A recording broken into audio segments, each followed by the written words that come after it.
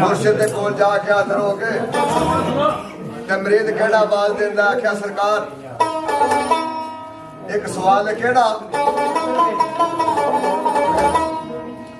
ते फिर फकर नू करना सलाम चंगा ए पावे आल दियो बेआलो वे ओ ये ना समझिए इस बे कोली कुछ नहीं मते ना भी पीर कमालो वे ते फकर पहुंच जाना पीड़ी 14वीं ते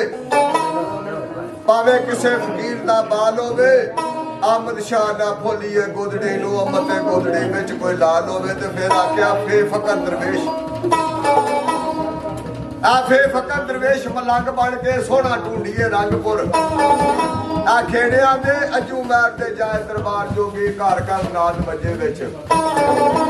आ वेड़िया दे चीड़ा विच बरूआ दे रोड़ दईए मुंड बज जांदे ने फिर पक्के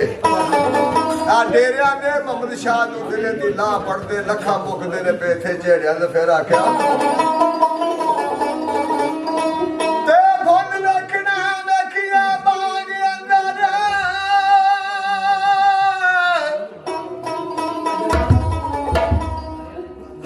ते की वेखना हाथ विच खोए होए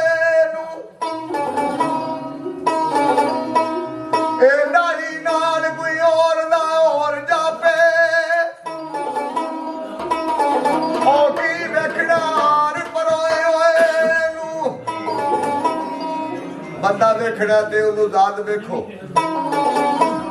आ ना वेखिए कैदी होए नू आ वारस मार तलवार किसे जिउंदे नू क्यों मारना इश्क दे मोए होए नू आख्या